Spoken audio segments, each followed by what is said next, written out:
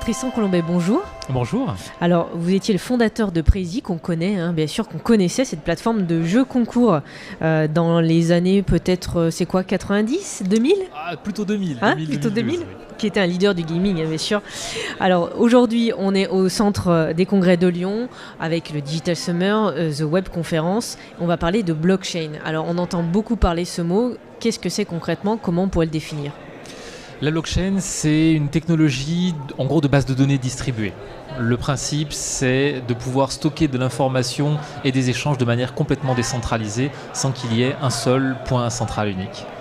Alors, quel public est visé pour la blockchain? La blockchain, en tant que telle, c'est une technologie. Donc c'est un public plutôt technique, mais c'est quelque chose qui va servir de couche de fond à des choses qui vont pouvoir toucher le grand public avec des applications telles que celle aujourd'hui la plus connue, qui sont les crypto-monnaies, telles que le Bitcoin ou l'Ethereum. Alors justement, expliquez-nous qu'est-ce que le Bitcoin, par exemple?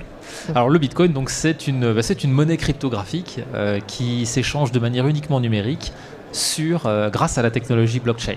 Le principe, c'est que c'est une monnaie qui fonctionne sans aucun organe de contrôle, sans banque centrale, sans élément quelconque de modération. Alors, on va reparler de la blockchain. Comment ça se passe concrètement, si on pouvait le schématiser pour expliquer aux internautes, pour qu'ils se l'imaginent?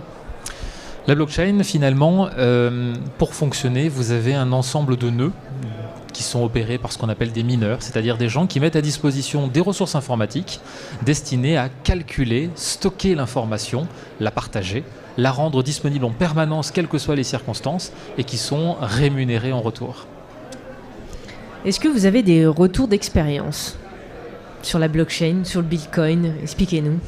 Alors aujourd'hui, tout le monde a entendu parler du Bitcoin, mais on voit apparaître de nombreux usages autour de la technologie blockchain. Un de ceux dont on a le plus parlé l'année dernière et encore beaucoup aujourd'hui, ce sont les levées de fonds en crypto-monnaie, les ICO, qui sont un véritable phénomène complètement nouveau dans le financement des startups.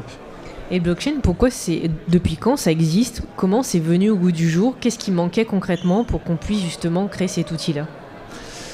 Alors la blockchain, elle est née à travers en fait la création du Bitcoin. C'est parti donc d'un collectif à l'origine inconnu sous le nom de Satoshi Nakamoto, qui a l'origine du Bitcoin. Je crois que ça date de 2009. Donc c'est finalement une technologie très récente, dont la vocation première était le côté décentralisé, le fait de pouvoir se passer complètement des États et des banques centrales.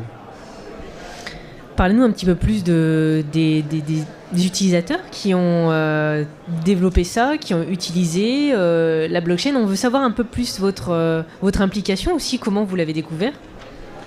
Alors les premiers utilisateurs ont été des passionnés de technique, de cryptographie, de confidentialité, qui se sont intéressés à ces échanges et qui ont participé au premier lieu du réseau. Aujourd'hui, ça a atteint des aspects beaucoup plus importants.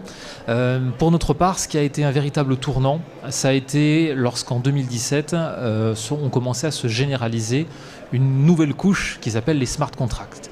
C'est une technologie qui permet, à travers la blockchain, d'exécuter du code informatique de manière décentralisée.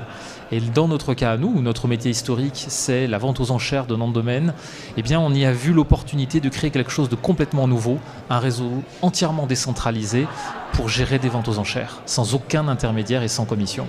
Alors on pourrait dire, c'est quoi la valeur ajoutée de la blockchain justement, par rapport à ce qui existe ailleurs? La blockchain, par rapport à tout ce qui existe, elle a quelques avantages très importants. Le premier, c'est grâce à son caractère complètement décentralisé, elle est extrêmement résiliente. On ne peut pas l'éteindre. Une fois qu'elle est lancée, elle est lancée.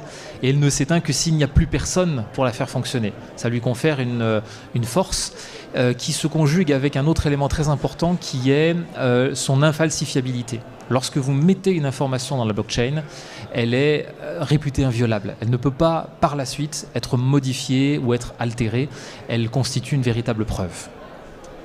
Est-ce que vous voulez transmettre des informations sur la blockchain, nous donner des conseils, des astuces, peut-être des choses qu'on ne connaît pas, qui n'ont pas été encore abordées sur des grands médias?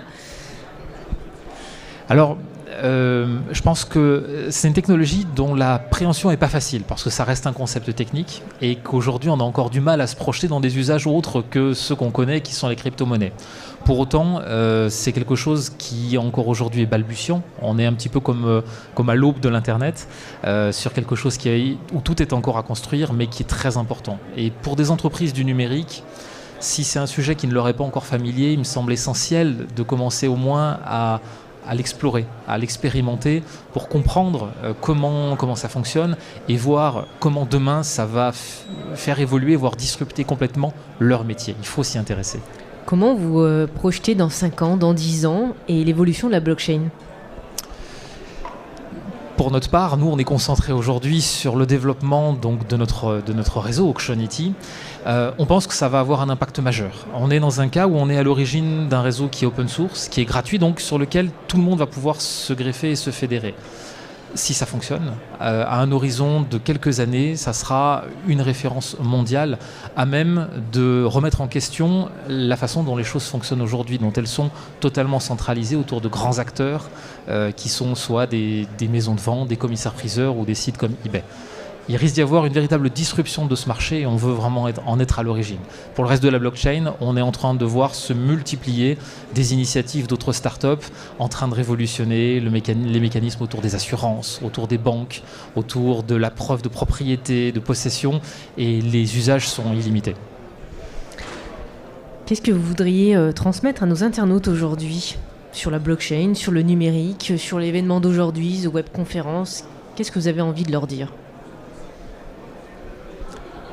J'ai envie de leur dire qu'on vit une époque formidable. On est aujourd'hui à l'aube de quelque chose qui va être une véritable nouvelle révolution, à mon avis comparable à celle qui a été l'avènement d'Internet à l'issue des premières années et même après l'éclatement de la bulle Internet des années 2000.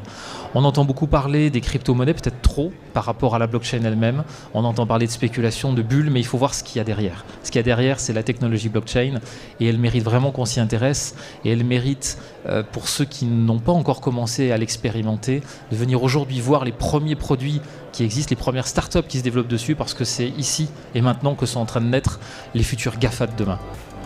Tristan, merci. Merci à vous.